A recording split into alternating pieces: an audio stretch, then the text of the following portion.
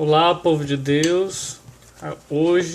Agora nesse vídeo nós iremos começar o primeiro capítulo do livro Mística de Deus, o primeiro tomo. A parte anterior estava falando um pouco sobre a vida de Maria de Ágreda ainda, né? E algumas explicações sobre como foi o processo de revelação, algo bem interessante, mas que eu vou deixar para um outro vídeo. Vamos deixar esse vídeo mais objetivo, indo por capítulos, né? E dentro dos capítulos tem umas descrições sobre alguns assuntos. Vamos lá. Capítulo 1. Duas visões particulares que o Senhor manifestou à minha alma, outras inteligências e mistérios que me impeliam a afastar-me das coisas terrenas, elevando meu espírito acima da terra. Louvor a Deus. Louvo-te e exalto. Mateus 11, 25. Rei Altíssimo, que por tua indignação e elevada majestade escondeste aos sábios e mestres esses altos mistérios e os revelastes a mim, tua escrava, a menor e mais inútil de tua igreja. Assim, com admiração, sereis conhecido por Todo-Poderoso e autor desta obra, tanto quanto mais vil e fraco é o instrumento que utilizas. Estado de alma da Escritura. Depois das longas resistências que referi, de infundados temores e de grandes perplexidades nascidas de minha covardia, por conhecer este mar intenso de maravilhas no qual embarco, receiosa de nele me afogar, este Senhor Altíssimo deu-me a sentir uma força do alto, suave, forte. Sabedoria 8.1. Eficaz e doce. Luz que esclarece o entendimento, submete a vontade rebelde, sossegando, dirigindo, governando e ordenando os sentidos interiores e exteriores, submetendo inteiramente a criatura ao agrado e vontade do Altíssimo, para procurar em tudo e somente sua vontade e glória. Estando nessa disposição, ouvi a voz do Todo-Poderoso que fortemente me chamava e atraía para si. Elevava minha habitação ao alto. Eclesiástico 51:13. E fortalecia contra os leões. A rugir famintos, procurando afastar minha alma do bem que lhe ofereciam no conhecimento dos grandes sacramentos encerrados neste tabernáculo e santa cidade de Deus. Libertou-me das portas da tribulação, por onde me convidavam a entrar, cercada pelas dores da morte. Salmo 17:5. E da perdição, rodeada pela chama desta Sodoma e Babilônia onde vivemos. Procuravam-me transviar para que cegamente voltasse e me entregasse a ela, oferecendo objetos de aparente deleite a meus sentidos, sugestionando-os com falsidade e dolo. De todos esses laços, Salmo 66:7. E 24:15. Preparados a meus pés, livrou-me o Altíssimo, elevando meu espírito e instruindo-me com eficaz admoestações no caminho da perfeição. Convidou-me a uma vida espiritualizada e angélica, em carne mortal, obrigando-me a viver tão solícita que no meio da fornalha não me tocasse o fogo e me livrasse da língua iníqua, quando muitas vezes me contava mentiras terrenas. Chamou-me Sua Alteza para me elevar do pó e da fraqueza causada pela lei do pecado e resistir aos efeitos herdados da natureza corrompida, dominando-a em suas desordenadas inclinações. Devia destruí-las na presença da luz e elevar-me sobre mim mesma. Com a força de poderoso Deus, correções de pai e carinhos de esposo, muitas vezes me chamava e dizia: pomba minha e obra de minhas mãos, levanta-te e apressa-te, vem a mim que sou luz e caminho, e quem me segue não anda em trevas. Vem a mim que sou verdade infalível, santidade verdadeira. Sou poderoso e o sábio emendador dos sábios. Efeitos da palavra divina. Estas palavras produziram em mim efeito de flechas de doce amor, admiração, reverência e também de temor, de conhecimento de meus pecados e de covardia com que me retraía e aniquilava. O Senhor me dizia: vem, alma, vem que sou teu Deus onipotente, e ainda que tenha sido pródiga e pecadora, ergue-te e vem a mim que sou teu Pai. Recebe a estola de minha amizade e o anel de esposa. 6 anjos auxiliam a escritora. Encontrando-me neste estado, vi certo dia os 6 anjos que, como já disse, o Senhor designou para me assistirem neste trabalho e em outras ocasiões de combate. Eles me purificaram, prepararam e, em seguida, apresentaram-me ao Senhor.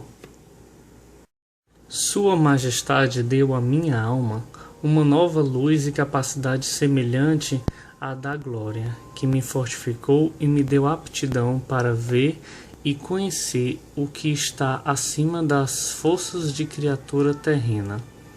Em seguida vi outros 2 anjos de hierarquia superior que me atraíam fortemente ao Senhor, e compreendi que eram muito misteriosos e me queriam manifestar altos e escondidos sacramentos. Respondi-lhes prontamente, ansiosa por gozar daquele bem que me anunciavam, e com ardente afeto declarei minha disposição para ver o que me queriam mostrar e misteriosamente me escondiam. Imediatamente, com muita severidade, responderam: detente, alma. Voltei-me para eles e lhes disse: príncipes do poderoso e mensageiros do grande rei, porque tendo-me chamado, agora me detendes assim, contrariando meu desejo e retardando meu gozo e alegria? Que força e poder é o vosso que me chama, me empolga e ao mesmo tempo me atrai e me detém, atraindo-me pelos perfumes de meu amado Senhor? Me detendes com prisões tão fortes? Dizei-me a causa disso. Responderam-me: é necessário, alma, vi descalça e despida de todos os teus apetites e paixões, para conhecer estes altos mistérios que não admitem nem são compatíveis com inclinações contrárias. Descalça-te como Moisés, conforme lhe foi ordenado, para ver aquela milagrosa sarça. Príncipes e senhores meus, respondi, muito foi pedido a Moisés para em natureza terrena ter operações angélicas. Todavia, ele era santo e justo, e eu pecadora cheia de misérias. Perturba-se meu coração e lamento a servidão da lei do pecado, que sinto em meus membros, contrária à do Espírito. A isto disseram-me: alma, coisa muito difícil ser-te-ia pedida, se dependesse apenas de tuas forças. O Altíssimo, porém, que pede e quer esta disposição, é poderoso e não negará o auxílio, se de coração a pedires e te dispuseres para recebê-la.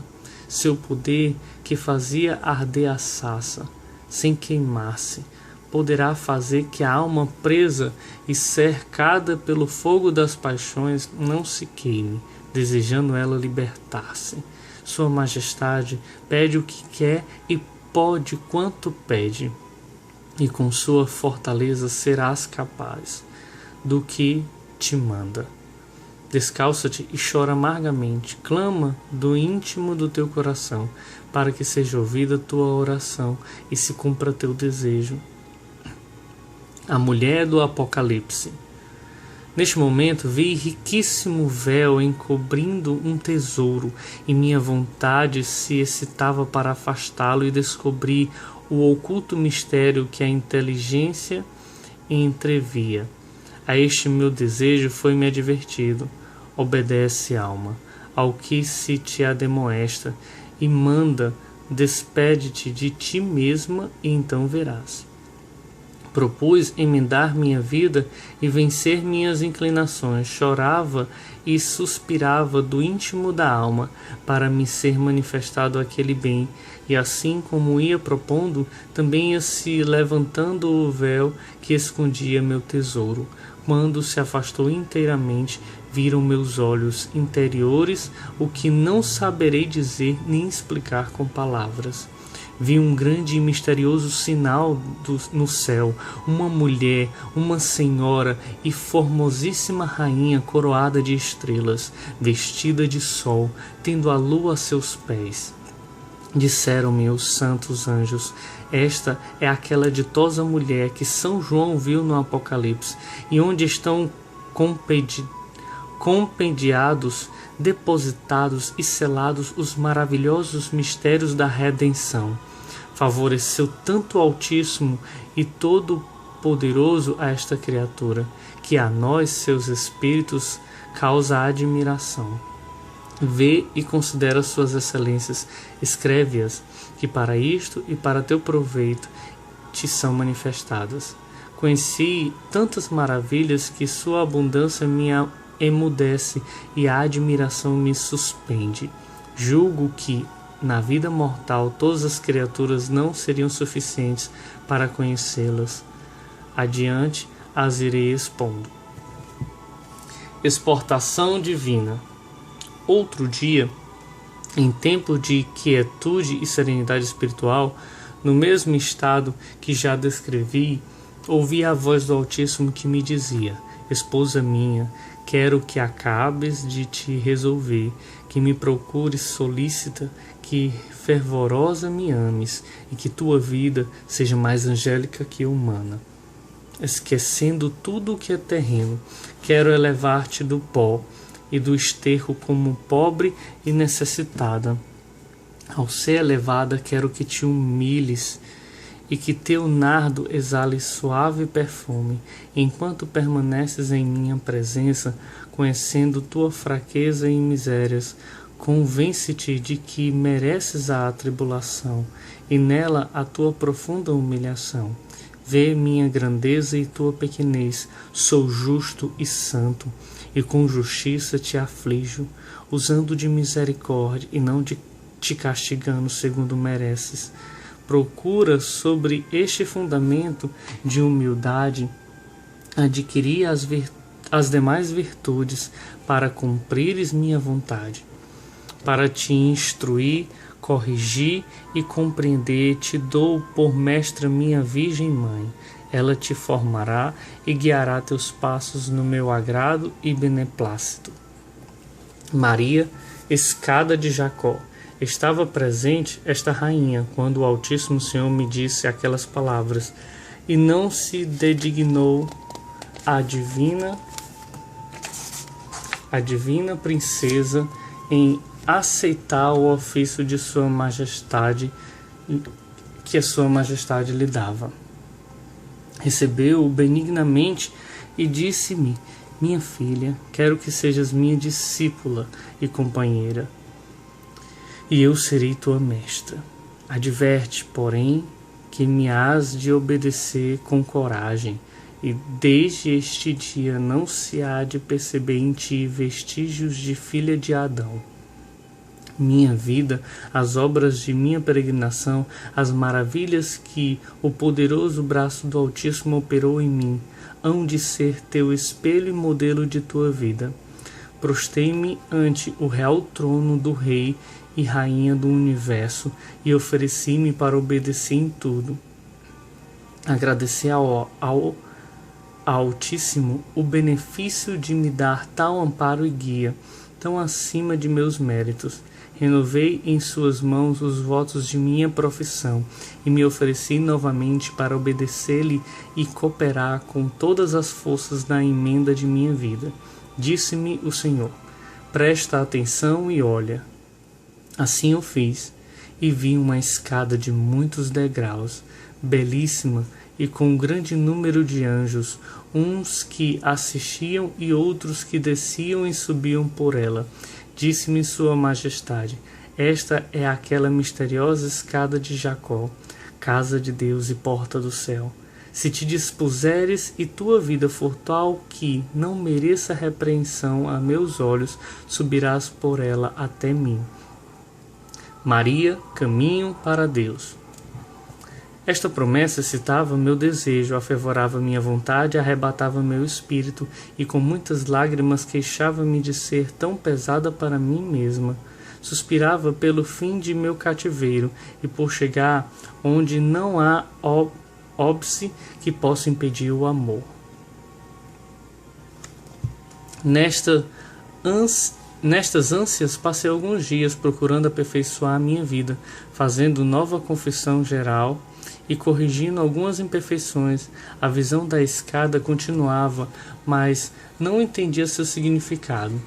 Fiz muitas promessas ao Senhor, propondo novamente afastar-me de todo o terrestre, conservando minha vontade livre para somente amá-lo, sem deixá-la inclinar-se a coisa alguma, ainda que fosse pequena e inocente.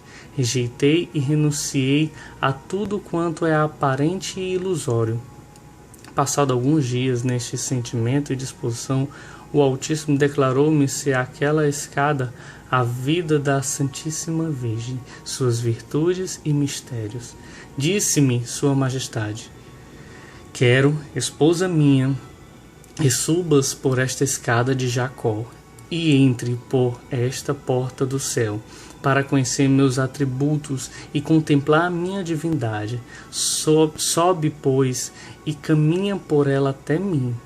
Estes anjos que a assistem e acompanham são os que eu dedico para a guarda e defesa desta cidade de Sião. Atende, medita estas virtudes e trabalha por imitá-las. Apareceu-me subir por esta escada e ver a maior das maravilhas e o mais inefável prodígio do Senhor em pura criatura, a maior santidade e perfeição de virtudes que jamais criou o braço do Onipotente.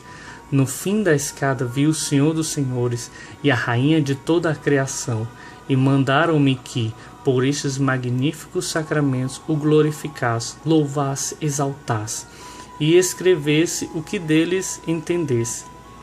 Deu-me o excelso e eminente Senhor nestas tábuas, melhores que as de Moisés, lei para meditar e observar, escrita por seu poderoso dedo.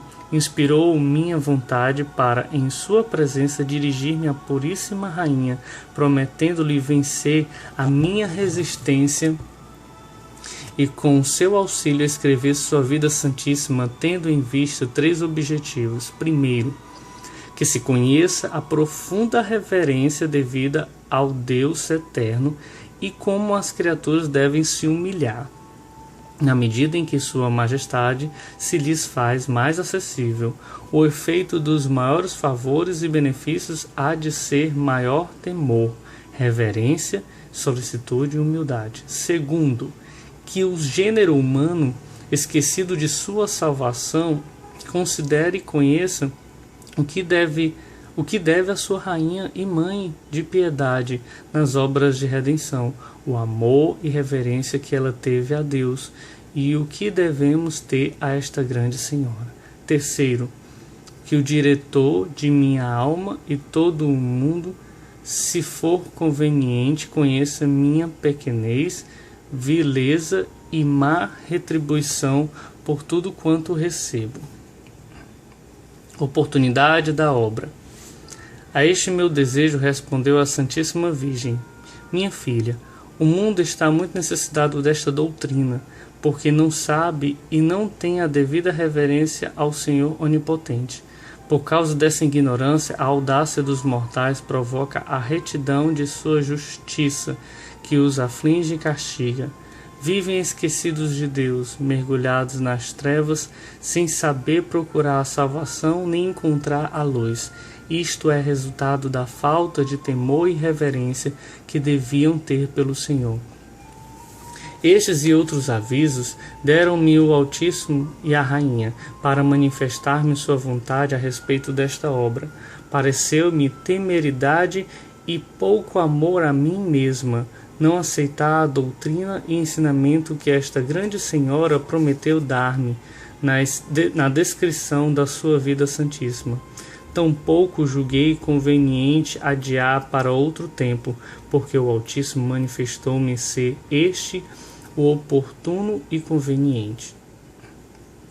Sobre isto me disse estas palavras: minha filha, quando enviei meu unigênito ao mundo, este se encontrava no pior estado que havia tido desde o princípio, com exceção de alguns fiéis que me serviam. A natureza humana é tão imperfeita que, não se sujeitando à direção interior de minha luz e prática dos ensinamentos de meus ministros, não submetendo seu próprio ditame para seguir a mim, que sou caminho, verdade e vida, guardando meus mandamentos e minha amizade, cairá logo em profundas trevas e inumeráveis misérias, de abismo em abismo, até obstinar-se no pecado. Desde a criação e o pecado do primeiro homem até a lei que dei a Moisés, governaram-se pelas próprias inclinações, cometendo grandes erros e pecados. Depois da lei os cometeram por desobedecê-la, e assim foram se afastando cada vez mais da verdade e luz, chegando ao maior esquecimento. Eu, com paternal amor, enviarei a salvação eterna e o remédio para as inumeráveis enfermidades da natureza humana. Com isto justifiquei a minha causa. Como então esperei o tempo do qual mais resplandecesse a misericórdia, quero agora fazer-lhes outra muito grande.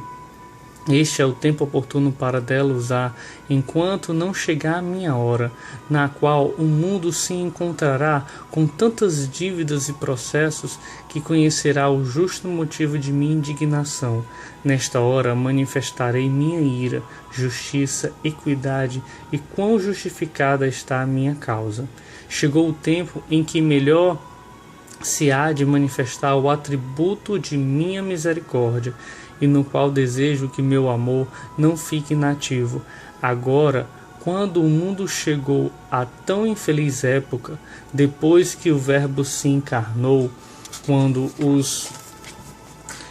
os mortais se encontram mais descuidados do próprio bem e menos o procuram, quando mais se aproximam o fim de sua transitória vida, o pôr do sol do tempo e a noite da eternidade para os reprovados, quando aos justos nasce o eterno dia sem noite. Quando a maioria dos mortais jazem nas trevas da ignorância e das culpas, oprimindo o justo e zombando dos filhos de Deus, quando minha lei santa e divina é desprezada pela iníqua matéria de estado tão odiosa como inimiga de minha providência, quando os maus menos merecem, olhando para os justos que vivem neste tempo propício para eles, quero abrir a todos uma porta para entrarem em minha misericórdia. Acendo-lhes um farol para iluminar as trevas de sua cegueira. Dou-lhes um oportuno remédio, se o quiserem usar para voltarem à minha graça. Feliz os que o encontrarem. E bem-aventurado os que conhecerem seu valor.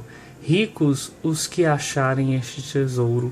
Felizes e muito sábios os que o explorarem reverentemente para compreender seus mistérios. Quero que saibam quanto vale a intercessão daquela que foi remédio de suas culpas, dando em seu seio vida mortal ao imortal. Quero que lhes sirvam de espelho, onde vejam suas ingratidões, as maravilhosas obras que meu poderoso braço operou nesta criatura. Mostrar-lhes-ei muitas das que realizei com a mãe do Verbo, até agora ocultas por meus altos juízos. Oportunidades das revelações. Não os manifestei na primitiva igreja, porque são mistérios tão magníficos que os fiéis teriam ficado a estudá-los e contemplá-los, quando era mais necessário estabelecer a lei da graça e o evangelho. Ainda que ambas as coisas teriam sido compatíveis, a ignorância humana poderia ficar confusa, quando ainda estava tão no princípio a fé da encarnação, redenção e preceitos da nova lei evangélica. Por isso disse o Verbo manado a seus discípulos na última ceia: muitas coisas teria para vos dizer, mas agora não estáis preparados para recebê-las. Na pessoa deles falou ao mundo inteiro, que ainda não estava em condições de receber o conhecimento dos mistérios da Mãe, antes de estar estabelecida a graça e a fé em seu Filho. Agora a necessidade é maior, e ela me obriga mais do que o merecimento dos homens.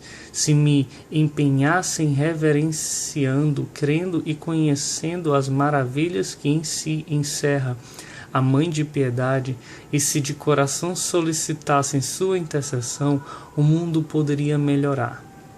Não querendo deixar de mostrar-lhes esta mística cidade de refúgio, descreve-a delineando-a como conseguir tua limitação. Não quero que esta descrição de sua vida componha-se de opiniões e hipóteses, mas seja a verdade certa. Os que têm ouvidos para ouvir, ouçam. Os que têm sede, venham às águas vivas e deixem as cisternas rachadas. Os que desejam luz, sigam-na até o fim. Palavra do Senhor Deus Onipotente.